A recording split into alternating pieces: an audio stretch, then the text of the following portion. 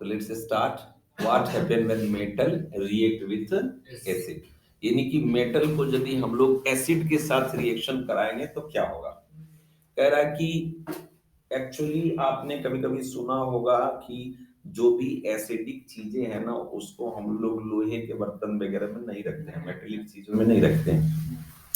जैसे कि अचार उचार घर में हमारी घर की औरतें जो माताएं बहनें हैं जो कि बहुत ज्यादा यदि वेल एजुकेटेड भी नहीं है या पहले की जो, उनको भी ये बात पता था कि हम लोग यदि पिकल्स अचार वगैरह प्रिजर्व करके रखेंगे तो उसको मेटेलिक कंटेनर में नहीं रखना है। उनसे पूछने पर पता चलता था, क्या वो बोलते थे वो लोग कि वो खराब हो जाएगा। क्या खराब हो जाएगा? तो अचार भी खराब हो जाएगा और बर्तन भी खराब हो जाएगा। सही बात है, अचार में भी टॉक्सिक मटेरियल्स क्रिएट हो जाते हैं। उसका जो माने उसमें, हाँ, नहीं नहीं, उसके अंदर जो है ना कुछ ईटेबल इंग्रेडिएंट्स में लॉस हो जाता था, जिसके चलते वो खाने लायक नहीं लगेगा, खराब हो जाएगा। अब प्लस आपका जो मेटल है वो भी खराब हो जाएगा। तो वहां से हमको ये इंफॉर्मेशन नहीं बल्कि किताब से भी मिल रहा है क्या, कि यदि आप किसी मेटल को एसिड के साथ रिएक्शन कराते हैं तो वो एसिड के साथ रिएक्शन कर जाता है। एक्चुअली हम लोग को देखने को क्या मिलेगा कि मेटल्स जो है ये मेटल में जाते, जैसे आ गया आपका मैग्नीशियम, एल्युमिनियम, जिंक और क्या आ रहा है, आयरन, है ना। इसको यदि आप डाइल्यूट हाइड्रोक्लोरिक एसिड के साथ रिएक्शन कराते हैं, डाइल्यूट हाइड्रोक्लोरिक एसिड मतलब क्या, HCl। और खाली HCl नहीं लिखना, जब रिएक्शन लिखना तो उसमें ब्रैकेट में डाल देना क्या, डिल। क्यों? इससे पता चल जाएगा कि आपने डाइल्यूट HCl लिया है। तो यदि आप डाइल्यूट एसिड के साथ रिएक्शन कराते हैं तो ये सब के सब रेस्पेक्टिव साल्ट का फॉर्मेशन करेंगे। जैसे मैग्नीशियम से कराइएगा तो मैग्नीशियम क्लोराइड साल्ट बनेगा, एल्युमिनियम से कराइएगा तो एल्युमिनियम क्लोराइड बनेगा, जिंक से कराइएगा तो जिंक क्लोराइड बनेगा, है ना। आयरन से कराइएगा तो आयरन क्लोराइड बनेगा, और लास्ट में हाइड्रोजन गैस निश्चित तौर पर निकलेगी। ठीक है, तो एक सबसे जबरदस्त पहचान है। आपसे ये बात पूछा जा सकता है, how can you recognise the chemical reaction takes place between the metals and also acid. तो we will say that if there is evolution of gas, because एक केमिकल रिएक्शन की पहचान है क्या भाई, यदि गैस निकल रहा है तो हम जानते हैं कि वहां पर क्या है, रिएक्शन हो रहा है। लेकिन हमको कंफर्म ये करना, हम तो जानेंगे कि रिएक्शन हो रहा है गैस निकलने से, लेकिन हमको कंफर्म करना है कि मेटल और एसिड के बीच का ही रिएक्शन है। इसके लिए उस गैस की पहचान करेंगे, वो गैस कलेक्ट करेंगे और उसको चेक करेंगे। Hydrogen gas is not evolve when metal react with nitric acid. आपको लिमिट कर दिया बेटा, यदि आप मेटल्स के साथ नाइट्रिक एसिड का रिएक्शन कराते हैं, देखिए एसिड HCl भी है, एसिड H2SO4 भी है, एसिड HNO3 भी है, तीनों के तीनों मिनरल एसिड के नाम से जानते हैं। और ये सब के सब तुम्हारे क्या होते हैं, हार्ड एसिड के नाम से जाने जाते हैं, है ना, स्ट्रॉन्ग एसिड के नाम से जाने जाते हैं। तो ये रिएक्शन तो करेगा, मेटल से रिएक्शन करेगा, लेकिन हाइड्रोजन गैस रिमूव नहीं करेगा। यानी जैसे आप मैग्नीशियम से कराइएगा तो भी हाइड्रोजन नहीं देगा, एल्युमिनियम से कीजिएगा तो भी हाइड्रोजन नहीं देगा, जिंक से कराएंगे यदि नाइट्रिक एसिड का तो भी नहीं देगा, है ना। वहां हर हाल में क्या निकलेगा, वाटर निकलेगा। क्यों निकलेगा? Because nitric acid is considered as the oxidising agent. क्या कहते हैं इसको? ऑक्सीडाइजिंग एजेंट, है ना। अच्छा, अब जैसे हमको जमीन चाहिए तो हम किसके पास जाएंगे? जमीन चाहिए तो जमीन के दलाल के पास जाएंगे, क्योंकि उसके पास उसका इंफॉर्मेशन है कि नहीं। उसी तरीके से यदि हमको ऑक्सीजन से रिएक्शन कराना है तो कहीं ना कहीं ऑक्सीडाइजिंग एजेंट का इस्तेमाल करना पड़ेगा। तो HNO3 तुम्हारा ऑक्सीडाइजिंग एजेंट है। अब कहोगे कि सर ये कैसे हम लोग कंफर्म कर लें कि ऑक्सीडाइजिंग एजेंट है? तो अरे भाई, अभी आपने देखा कि किसी भी मेटल को यदि आप रिएक्शन करा रहे हैं, किससे, मेटल से यदि आप रिएक्शन करा रहे हैं, किसी भी एसिड में रिएक्शन करा रहे हैं, तो वो आपको क्या दे रहा है, एक साल्ट दे रहा था, और क्या दे रहा था, हाइड्रोजन गैस। लेकिन अभी हमने कहा कि अब हमको हाइड्रोजन गैस नहीं बल्कि हाइड्रोजन गैस की जगह पे क्या मिलने लगा, H2O मिलने लगा, वाटर मिलने लगा। तो इसका मतलब हाइड्रोजन यहाँ पर अकेले ना होकर के ऑक्सीजन के साथ जुट गया, और ये ऑक्सीजन इसको कहां से मिला, तो वो नाइट्रिक एसिड दे दिया। इसलिए नाइट्रिक एसिड जो है ऑक्सीडाइजिंग एजेंट के रूप में काम करता है। मेटल से रिएक्शन कराने पर रिएक्शन तो होगा, बट ये हाइड्रोजन गैस रिमूव नहीं करेगा। लेकिन सबके साथ ये बात नहीं है ना। तो यहां पर कुछ कुछ ऐसे मेटल हैं जो कि आप इनका यूज करेंगे तो फिर हाइड्रोजन मिलेगा। क्या?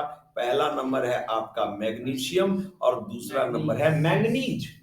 यदि आप मैग्नीशियम से नाइट्रिक एसिड का रिएक्शन कराएंगे तो फिर साल्ट बनेगा और निकल जाएगा हाइड्रोजन गैस। मैंगनीज के साथ रिएक्शन कराइएगा तो फिर साल्ट बन जाएगा और निकलेगा हाइड्रोजन गैस। यानी दो ठो एक्सेप्शन है।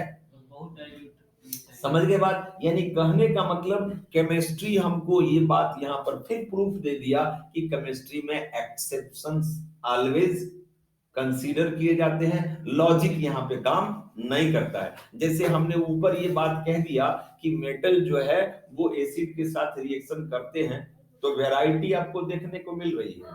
कुछ मेटल क्या किए, एसिड्स के साथ रिएक्शन करके साल्ट बना के हाइड्रोजन दे दिए। और एक्सेप्शन में क्या देखने को मिल गया कि मेटल को एसिड से रिएक्शन करा रहे हैं तो हाइड्रोजन गैस ही नहीं वाटर भी बनने लगा, है कि नहीं। तो चलिए आगे चलते हैं, आगे बढ़ के देखते हैं अगला पार्ट हमारा क्या है। How do metals react with the solution of the other metal. Salt, salt आप समझते हैं। सॉल्ट में हमेशा याद रखिएगा एक कंपोनेंट मेटल जरूर होगा। जैसे सोडियम क्लोराइड, तो सोडियम क्या है, मेटल है। Calcium chloride, calcium sulphate, iron sulphate, तो जो पहला वाला कंपोनेंट होगा वो साल्ट में हमेशा क्या होगा। तो हमको यहां पर ही बता रहा है कि बहुत बार ऐसा हुआ कि मेटल्स मेटलिक साल्ट से रिएक्शन कर जाते हैं। यानी एक मेटल को यदि आप लेते हैं और उसमें मेटालिक साल्ट कोई ले लेते हैं, क्या लेते हैं, मेटालिक साल्ट लेते हैं, तो यहां पे रिएक्शन होता है।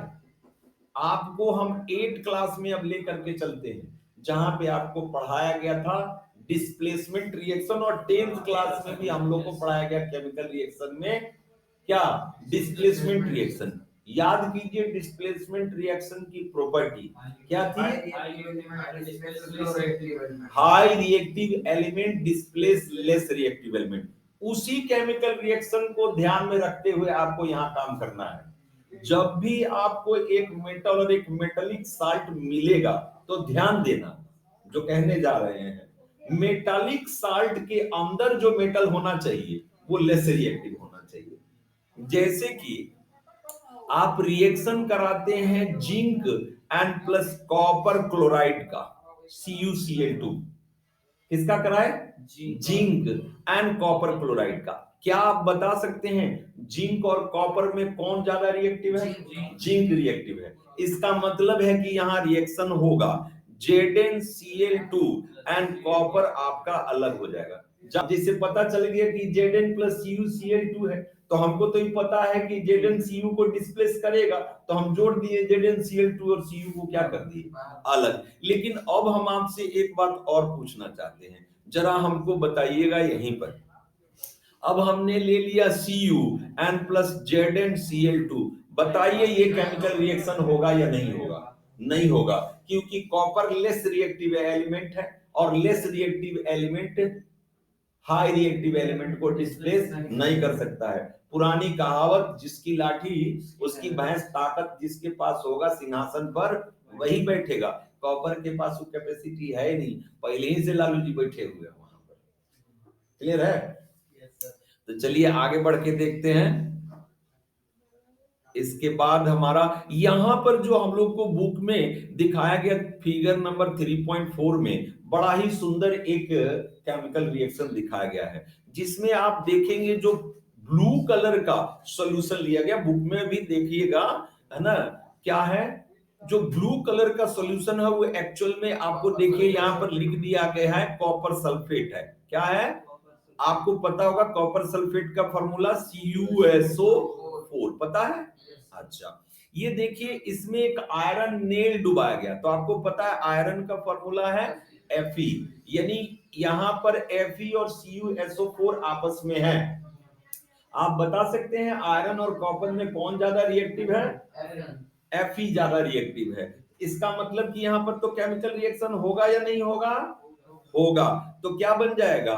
FeSO4 बन जाएगा और कॉपर इसमें से अलग हो गया। आप देख सकते हैं इस एक्सपेरिमेंट में एक्चुअली क्या किया गया, जो हमारा पहला वाला टेस्ट ट्यूब है, उस टेस्ट ट्यूब में हमने कॉपर सल्फेट सॉल्यूशन लिया था जो कि ब्लू कलर का होता है, देखो ब्लू कलर दिखा भी रहा है, और आपका आयरन नेल यानी लोहा हम उसमें डुबाए, छोड़ दिए थोड़ी देर तक। देखते हैं क्या कि धीरे धीरे धीरे जो सॉल्यूशन का ब्लू कलर है वो क्या हो जाता है? फेड हो जाता है, यानी कि हल्का पड़ने लगेगा, और जो आयरन है उसका भी कलर बदलना शुरू हो जाएगा, यानी आयरन के ऊपर हल्का रेडिश ब्राउन मटेरियल जमा होना शुरू हो जाएगा। और वो रेडिश ब्राउन मटेरियल क्या है?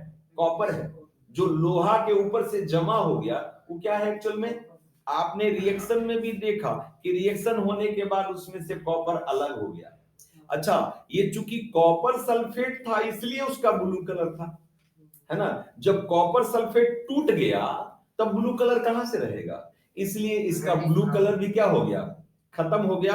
और ये कलर इसका आयरन सल्फेट सॉल्यूशन बन जाता है। आप देखिएगा ये डिस्प्लेसमेंट रिएक्शन के कारण ऐसा होता है।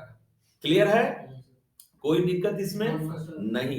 ये कंप्लीट ये एक्सपेरिमेंट हमको इस बात का इंफॉर्मेशन दे रहा है कि हम लोग एक मेटल को एक मेटेलिक साल्ट से रिएक्शन कराएंगे, और यहां पर आपको साफ दिखाया दो चीज, प्रेसिपिटेट फॉर्मेशन और दूसरा नंबर कलर चेंजिंग, जो कि केमिकल रिएक्शन में हम लोग पढ़े हैं। कलर बदला करके ये दिखा रहा कि देखो केमिकल रिएक्शन हुआ, और कॉपर का डिपोजिशन भी दिखा रहा कि देखो डिपोजिशन हुआ प्रेसिपिटेट के रूप में, तो यहां पर इसका मतलब केमिकल रिएक्शन हुआ है। क्लियर है? आगे बढ़े। चलिए, सबसे ऊपर जो पोटेशियम है, पोटेशियम का रिएक्टिविटी सबसे हाई है, और जो आपका गोल्ड है उसका सबसे कम है। इसमें तीन तो मेटल देखिए, हाइड्रोजन के नीचे ये तीन चार जो मेटल है ना, जरा सा हम इसके ऊपर एक फोकस आपको करना चाहेंगे। यदि मान लीजिए एसिड हो या वाटर हो, मेटल हमको पता है उससे रिएक्शन कर लेता है, लेकिन आप ऐसा मेटल ले लिए हैं जो हाइड्रोजन के नीचे वाला है, तो चाहे एसिड से रिएक्शन कराइए चाहे पानी से रिएक्शन कराइए, होगा ही नहीं। अब जैसे हम कॉपर को यदि पानी से रिएक्शन कराना चाहें, नहीं होगा रिएक्शन। क्यों नहीं होगा? क्योंकि कॉपर हाइड्रोजन के नीचे आता है और कॉपर हाइड्रोजन को रिप्लेस नहीं कर पाएगा। यदि हम ले ले मरकरी, वो भी नहीं करेगा क्योंकि ये भी हाइड्रोजन के नीचे आ रहा है, सीनबुक। और गोल्ड और सिल्वर की बात करते हैं तो ये भी हाइड्रोजन के नीचे आ रहे हैं और ये हाइड्रोजन को रिमूव नहीं करेंगे। ठीक है, तो ये याद रखना, ये जो नीचे वाले हमारे मेटल है ना, इन मेटल्स को, हाँ, इन मेटल्स को हम लोग क्या कहते हैं? नोबल मेटल कहते हैं। क्या कहते हैं इनको? Nobel metal. काहे नोबल मेटल कहते हैं? क्योंकि हवा पानी का इसके ऊपर कोई विशेष असर नहीं होता है। समझ गए बात? हवा से करेगा कौन? हवा से रिएक्शन करेगा, थोड़ा सा फेड हो जाता है। ऐसे चांदी और सोना तो नहीं ही करता है। जैसे चांदी के ऊपर हाइड्रोजन सल्फाइड का असर हो जाता है, इसलिए देखोगे हमारे घर की माताएं बहनें जो वो एंकलेट्स पहनती है ना, पायल जिसको बोलते हैं, वो हल्का काला पड़ने लगता है क्योंकि हाइड्रोजन सल्फाइड का हटार्निश हो जाता है। लेकिन आप यदि सोना का देखिएगा तो सोना के ऊपर किसी भी तरीके का कोई असर, सोना और प्लेटिनम खास करके है जिसके ऊपर कुछो के प्रभाव नहीं होता है, ना हवा के ना पानी के। यहां तक कि सोना को आप कीचड़ में दबा करके रख दीजिए, काफी दिन तक मिट्टी में छोड़ दीजिए। How do metals and non metals react to each other? अब आपको एक बात बताते हैं, मेटल्स नॉन मेटल्स, सुनिएगा जरा। मेटल्स मेटल्स आपस में रिएक्शन कभी नहीं करेंगे। इसके पीछे एक कारण जान लीजिए। मेटल हमेशा पॉजिटिव आयन बनाता है, तो जो पॉजिटिव आयन बनाता है मींस वो इलेक्ट्रॉन को डोनेट कर रहा है। तो सब लोग डोनरे होगा तो लेने वाला भी तो कोई चाहिए। आज जब हम जानते हैं कि atoms neither be created nor be destroyed, matter neither be created nor be destroyed, यदि कोई एटम इलेक्ट्रॉन छोड़ता है तो उस इलेक्ट्रॉन को गेन करने वाला भी कोई चाहिए, तो अभी जाकर के केमिकल रिएक्शन तालमेल हो पाएगा। आप केवल प्रोडक्शन कर रहे हैं। यूरोप में क्या हुआ था, केवल प्रोडक्शन। जब इंडस्ट्रियल रिवॉल्यूशन आया, प्रोडक्शन होने लगा, खरीदार कोई था ही नहीं, तभी नहीं कॉलोनी बनाना शुरू किया सब। तो उसी तरीके से मेटल्स इलेक्ट्रॉन को लूज करते हैं और नॉन मेटल जो है इलेक्ट्रॉन को गेन करता है, इसलिए दोनों के बीच तालमेल बन जाता है और ये हमेशा आयनिक कंपाउंड का फॉर्मेशन करते हैं। आपको बता देना उचित होगा कि मेटल और नॉन मेटल दोनों के दोनों हमारे जो हैं वो रिएक्शन तो करेंगे, लेकिन मेटल जो है वो पॉजिटिव आयन बनाता है और नॉन मेटल जो है हमारे नेगेटिव आयन बनाते हैं। इसके वजह से इनके बीच जो कंपाउंड बनता है वो आपका कैसा कंपाउंड बनता है, आयोनिक कंपाउंड बनता है। और आपको ये भी जान लेना चाहिए कि ionic compound is strongest compound, strongest bond. हम अंग्रेजी में हम लोग बॉन्ड कहते हैं, है ना, लेकिन हिंदी इसका जानिएगा तो एकदम समझने वाली बात है। क्या, बंधन। क्या है, बंधन। जैसे अलग अलग लकड़ियां कोई चीज है, उसको एक साथ करने के लिए रस्सी में देकर के कैसे गांठ मारते हैं, वैसे ही यहाँ भी बंधन है। यानी दो चीजों को एक साथ बांध करके रखने वाली ताकत को कहेंगे क्या यहाँ पर, बंधन, या आप उसको बॉन्ड कहेंगे। दो मेटल, एक मेटल और नॉन मेटल के बीच यदि रिएक्शन होगा तो वहां पर आयनिक बॉन्ड का फॉर्मेशन होगा। अब एक चर्चा छोटा सा और, नॉन मेटल आपस में जुड़ जाता है, मेटल मेटल आपस में नहीं जुड़ेगा, मेटल नॉन मेटल आपस में जुड़ जाएगा, नॉन मेटल भी आपस में जुड़ जाता है। क्योंकि नॉन मेटल में तो होता क्या है कि ये सारे के सारे ऐसे नेचर रखते हैं कि इलेक्ट्रॉन को गेन करें, लेकिन यदि कोई गेन करने वाला नहीं मिलता, मान लीजिए जैसे मलेशिया हो गया और आपका श्रीलंका हो गया, दोनों की फिनेंशियल स्थिति खराब है, तो वो क्या करेंगे, पैसा इसको भी चाहिए, पैसा उसको भी चाहिए, बिजनेस इसको भी चाहिए, बिजनेस इसको भी चाहिए, ऑक्यूपेशन दोनों को चाहिए, तो दोनों क्या किया, तालमेल बैठा दिया। जैसे अभी रशिया यूक्रेन में लड़ाई चल रही है, तो रशिया यूक्रेन में लड़ाई चल रहा है, अमेरिका उसके ऊपर बहुत सारा प्रतिबंध लगा दिया। तो क्या समझते हैं कि क्या समझते हैं कि रशिया के का व्यापार खत्म हो गया है, इंडिया के साथ तालमेल बना लिया है, क्या नहीं, रुपया चलाएंगे, सामान ले जाएंगे, दे जाएंगे, तू हमारे यहाँ से सामान ले जाओ, हम तुमको अपना सामान दे देते, चल रहा है बाजार, है ना। तो यदि दोनों को जरूरत वाले लोग हैं तो दोनों तालमेल बैठा करके शेयर वाला काम कर सकते हैं। यहाँ भी आपका वही है, नॉन मेटल जब आपस में रिएक्शन करते हैं तो शेयरिंग करते हैं और वहां पर आपका शेयर बॉन्ड, शेयरिंग बॉन्ड या कोवैलेंट बॉन्ड बनता है। जानते हैं इसका हिंदी में बड़ा सुंदर नाम है, सह संयोजी बंधन। देखिएगा, हाँ देखिए अब कितना सुंदर नाम है, इसका संधि विच्छेद कर दें, सह माने क्या, साथ में, और संयोग माने क्या, जुड़ना। साथ में जो जुड़ते हैं उसको क्या कहते हैं, सह संयोजी बंधन। यानी ऐसा बंधन जो दोनों एक दूसरे के साथ आकर के शेयर करके इलेक्ट्रॉन को बनाता है, उसको कहते हैं सह संयोजी बंधन। तो हम लोग अभी जो टॉपिक, हाँ अभी हम लोग जो टॉपिक पढ़ने जा रहे हैं वो है हमारा मेटल और नॉन मेटल के बीच का रिएक्शन। कल हमने आपको समझाया भी था कि पीरियोडिक टेबल में लेफ्ट साइड में मेटलों की संख्या है, नॉन मेटल गिने चुने ही हैं, बहुत कम है, लेकिन लगभग मेटल जो है वो नॉन मेटल्स के साथ रिएक्शन करते हैं और रिएक्शन करके साल्ट का फॉर्मेशन करते हैं। हर मेटल या नॉन मेटल रिएक्शन करने के दौरान में अपने नियरेस्ट नोबल गैस कॉन्फ़िगरेशन को अक्वायर करना चाहता है। जरा सा हम इसके ऊपर एक छोटा सा चर्चा आपको करके दिखाना चाहेंगे, जैसा कि यहाँ पे हम लोग को दिया गया है। एक्चुअली देखिए हम ले लेते हैं मैग्नीशियम को, किसको ले लिए, मैग्नीशियम को ले लिए, नियोन 10 पे है, तो चूंकि मैग्नीशियम आपका 12 है तो मैग्नीशियम 12 10 से करीब है। बात को समझना, Na हो गया 18, Na हो गया 10, अब बीच में हो गया 12, तो 12 किसके नजदीक है, 10 के कि 18 के, 10 के नजदीक है। यानी जो मैग्नीशियम है वो हमेशा नियोन की तरह करना चाहेगा। नियोन का कॉन्फ़िगरेशन क्या है, 2 और 8, तो देख लीजिए मैग्नीशियम 2 8 को रखना चाहेगा, लेकिन जो इसका एक्स्ट्रा 2 इलेक्ट्रॉन है उसको वो बाहर निकालेगा। तो चूंकि 2 बाहर इलेक्ट्रॉन निकाल रहा है इसलिए इसके ऊपर +2 चार्ज आ जाएगा। मींस इसकी वैलेंसी कितनी हो गई, +2, जो 9th में भी आप लोग पढ़ चुके हैं क्रिस क्रॉस मेथड के अंतर्गत।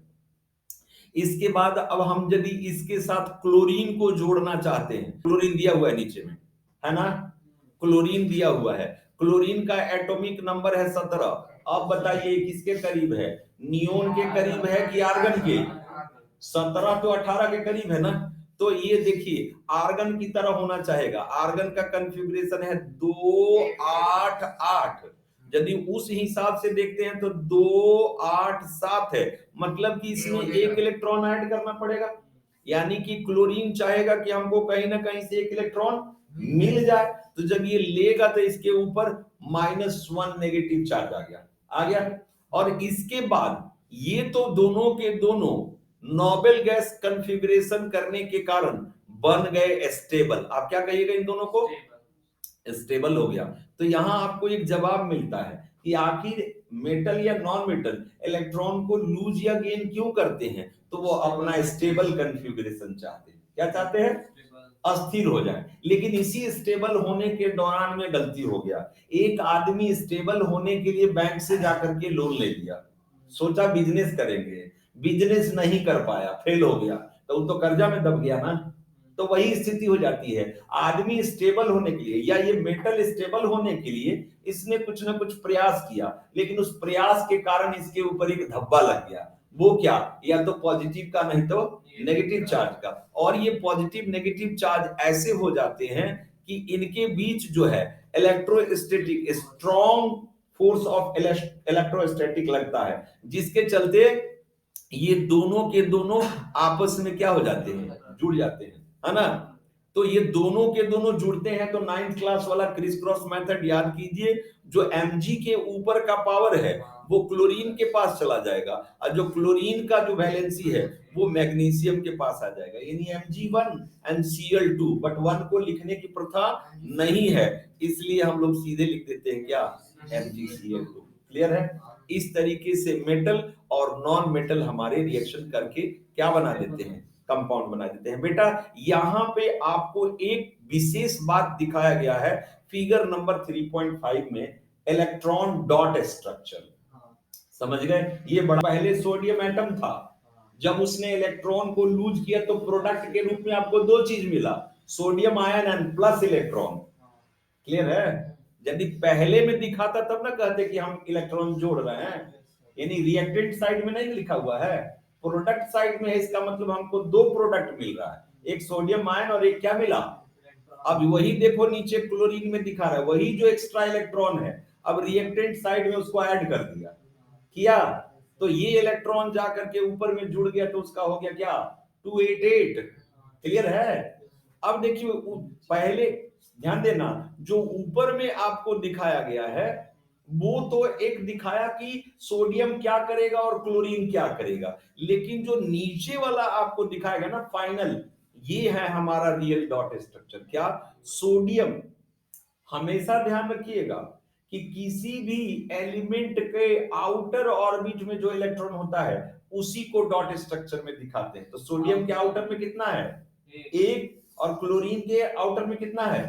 तो देखो बुक में सोडियम का एक ठो दिखाया है प्लस, और क्लोरीन का क्या दिखा रहा है? क्रॉस करके 7 ठो दिखा रहा है। और ये जो इसका एक प्लस जो इलेक्ट्रॉन है वो चला जाएगा किसमें? क्लोरीन में। क्लोरीन में गया तो सोडियम एक इलेक्ट्रॉन छोड़ने के बाद आप चले जाइए प्रोडक्ट साइड में, दिखा रहा है सोडियम के ऊपर प्लस चार्ज लग गया, लेकिन बड़ा ब्रैकेट लगा करके अब देखिए क्लोरीन के ऊपर आपको क्या दिखा रहा है? माइनस चार्ज आ गया, और इनके बीच में प्लस और माइनस के बीच में strong force of electrostatic force of attraction लगेगा। बिल्कुल, अभी दिखा देते हैं मैग्नीशियम में, तो आपका क्या हो जाएगा? सोडियम क्लोराइड बन गया। अब देखिएगा मैग्नीशियम का, मैग्नीशियम में चूंकि मैग्नीशियम का आपको पता है क्या है? दो। तो इसमें हम लोगों ने दो ले लिया, दो इलेक्ट्रॉन को ले लिया, और हमको क्लोरीन के बारे में पता है, तो जरा सा ध्यान दीजिएगा, क्लोरीन में दो, दो 4, दो 6 और एक 7, लेकिन चूंकि मैग्नीशियम के पास दो इलेक्ट्रॉन है जो कि ये डोनेट करेगा, अब एक क्लोरीन एक के इलेक्ट्रॉन लेगा, तो देखिए यहां क्लोरीन ने क्या किया, इसको एक इलेक्ट्रॉन की जरूरत थी, एक के 2 इलेक्ट्रॉन क्या किया? अपना ले लिया, लेकिन दूसर का इलेक्ट्रॉन कहां जाएगा? वो तो देगा, तो क्या करेगा, इसके लिए वो एक क्लोरीन क्या कर लेगा और अपने साथ अटैच करेगा। तो इस क्लोरीन में भी चूंकि 7 इलेक्ट्रॉन थे, तो ये दूसरा वाला इलेक्ट्रॉन इसको चला गया, यानी फाइनली Mg ने 2 इलेक्ट्रॉन जो दिए, इसके ऊपर +2 चार्जेस आ गए। और जो क्लोरीन है, चूंकि 2 क्लोरीन आया ना, तो हम पहले 2 लिख करके और Cl के ऊपर क्या दिखा देंगे, माइनस चार्ज। अब फाइनली जब रिएक्शन लिखेंगे तो MgCl2 हमारा हो जाएगा। क्लियर है, कोई दिक्कत इसमें? तो डॉट स्ट्रक्चर भी हमारा इस प्रकार से क्लियर होता है। देखिए नीचे में आपका हमने करके दिखाया, यहाँ बुक में हमारा MgCl का किया भी हुआ है। कोई डाउट? जरा देखिएगा प्रॉपर्टी ऑफ आयनिक कंपाउंड। अभी बात चर्चा हम लोग का चला था, ionic compound is a strong compound. काहे से कि अंबुजा सीमेंट का जोड़ है, टूटेगा नहीं। प्रचार में देखे हो ना, एडवर्टाइजमेंट, अंबुजा सीमेंट का जोड़ है ना, नहीं टूटेगा। बिरला सीमेंट, कौन कौन दुनिया भर के। उसी तरीके से यहाँ पर है ना, यहाँ पर बता रहा क्या प्रॉपर्टी ऑफ आयनिक कंपाउंड्स में सबसे पहली बात क्या है कि इसका बॉन्ड जो है बड़ा स्ट्रांग होता है, और ये आसानी से फिजिकल प्रोसेस से टूटने वाला नहीं है ना, आसानी से टूट जाएगा, क्योंकि पानी में डाइपोलिक कैरेक्टर होता है, यानी उसमें पॉजिटिव और नेगेटिव चार्ज, और आपको पता है लोहा ही लोहा को काटता है। तो चूंकि आयनिक कंपाउंड था, पानी में डाले तो पानी के पास भी डाइपोलिक कैरेक्टर है, तो वो भी उसी तरीके का मिला, इसलिए वो दोनों के दोनों अलग हो गए। ऐसे आपको कंफ्यूज करने के लिए क्वेश्चन दिया जा सकता है कि चूंकि पानी तो कोवलेंट कंपाउंड है, तो ये आयनिक कंपाउंड को कैसे तोड़ दिया, तो आपको तुरंत बोल देना है कि ये डाइपोलिक कैरेक्टर का है, इसमें माने डेल्टा पॉजिटिव और नेगेटिव चार्ज होता है, इसलिए वो तोड़ देता है इसको। हाँ यस, जब हम लोग H2O लिखते हैं तो ऑक्सीजन उसमें आता है ना, तो जो ऑक्सीजन होता है उसका एफिनिटी होता है कि जैसे हाइड्रोजन भी अब एक दो मॉलिक्यूल है यहाँ पर, तो एक एक उसके पास जाता है, लेकिन जो ऑक्सीजन होता है वो एक एक को अपने तरफ थोड़ा ज्यादा ले लेता है, इसीलिए उस पे माइनस आ जाता है। हाँ, तो ये तुम डाइपोलिक कैरेक्टर की बात बता रहे हो। ऐसा 3 एटम शो करता है ना, एक नाइट्रोजन भी किसी के साथ ऐड होगा तो ऐसा करेगा, और ऑक्सीजन और फ्लोरीन, यही तीनों का। और इसके बाद एक चीज है, इसका melting and boiling point high होता है, क्योंकि बॉन्ड मजबूत है, इसलिए ये टूट नहीं सकता है।